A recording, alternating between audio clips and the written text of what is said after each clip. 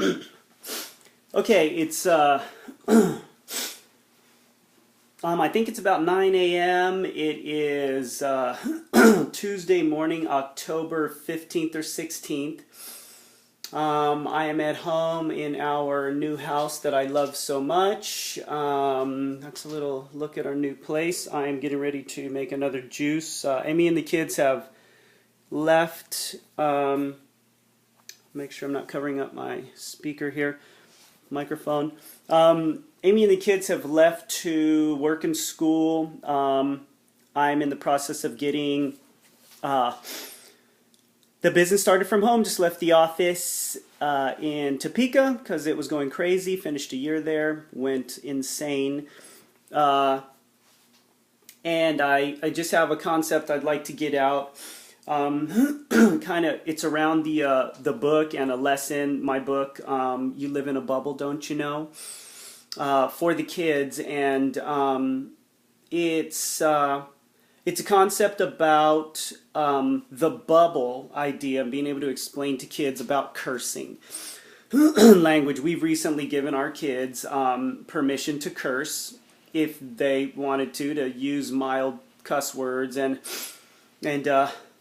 just as a means to express themselves and you know. And if they're going to do it, to learn to use language, even harsh language, to effectively get a point across.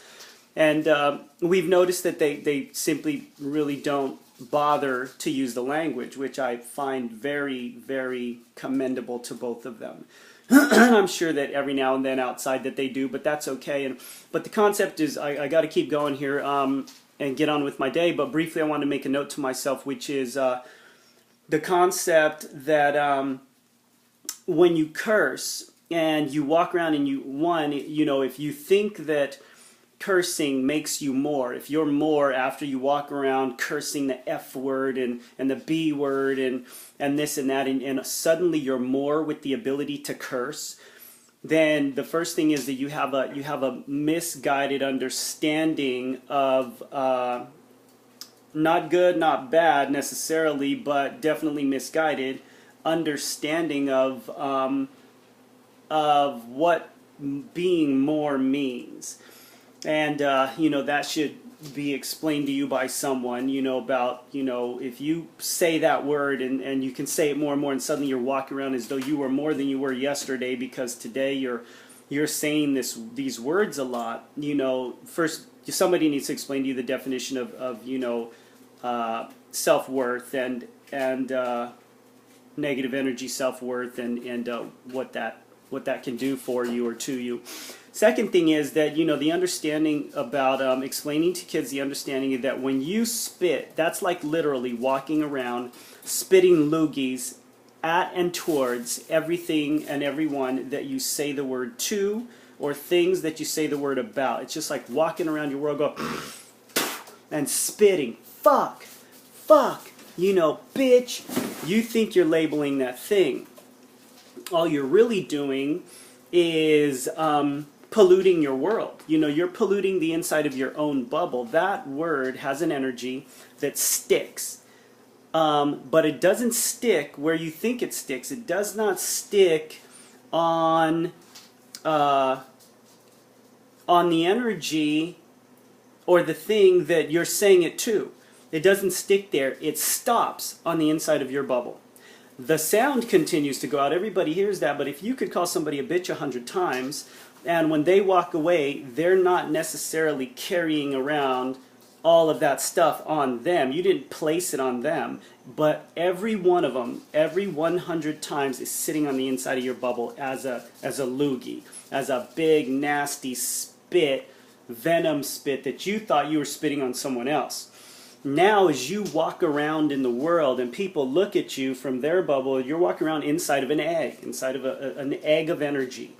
And the energy is the words you speak, the thoughts you think, the deeds you do, and not what other people do to you. That doesn't create your bubble of energy. You create your bubble of energy.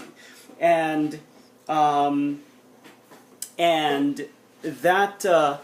And so as you walk around, the more you curse and the more negative things you say and say about people and and you know, cast out. You think, but it stops at your bubble. You think you're labeling other people. You're just putting a bunch of labels on the inside of your bubble, and a bunch of spit and nasty things, nasty energies, and those things. I'm checking out lighting here, trying to see, you know, where I like myself. I'm starting my video thing. I'm unfamiliar with this, so I'm playing around a little bit. But anyway, so that's very important to understand, I think, for kids, that you don't ever, you know, and this goes along with the book that that I stole from Amy and am kind of poking at reading, called The Little Book of Letting Go. And it talks about how you can label, you can paste 100 labels or throw 100 curse words at somebody, at another individual, and call them everything you want, and it will never get you a new individual. That person is still what they are and who they are, and all your labels in the world aren't going to change that, but they will change the inside of your bubble. They will change how you see the world and how the world sees you, because if you've ever driven up next to somebody in a really dirty, nasty little car, and the car can be filthy, but the windows are sparkling clean, that looks like one thing.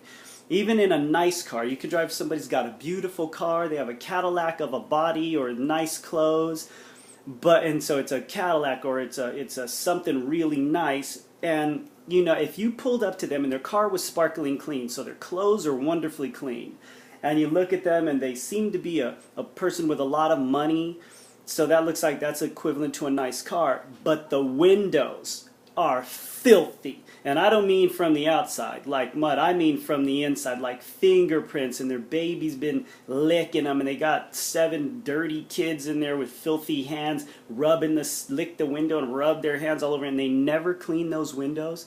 Or somebody's been spitting on the windows. That car could be spotless. You could be wearing the nicest clothes in the world and look filthy because of the energy that is pasted to the inside of your bubble, because you're rolling around in a filthy bubble. And so to not use those cuss words is to keep your own world clean. Not that you're going to dirty up anyone else's world with those. You are dirtying up your own world and your own inside of your bubble.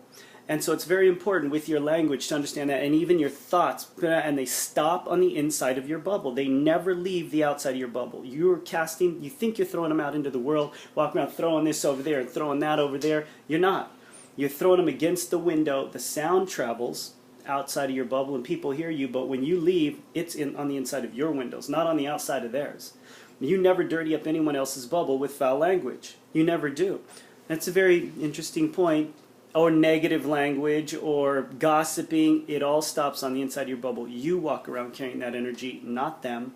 And I think that's a worthwhile perspective for kids. It's an interesting lesson I got from my own kids who don't bother to use very much of that foul language. And that's a lesson for me, because I've cast a lot of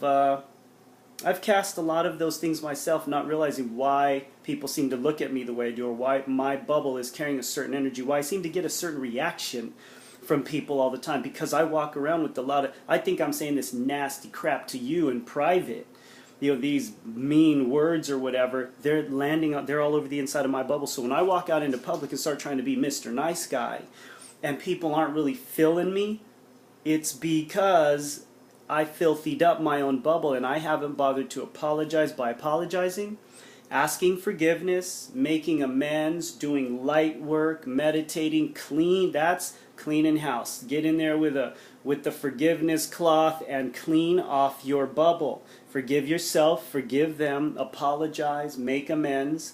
Say kind words. Coat the inside of your bubble. That's like putting yellow window tint all over the inside of your bubble. Walking around in the sunshine. That's a beautiful thing. And so, yeah. That's good. Okay, anyway, notes to self. Peace out. Starseed 111. Peace out.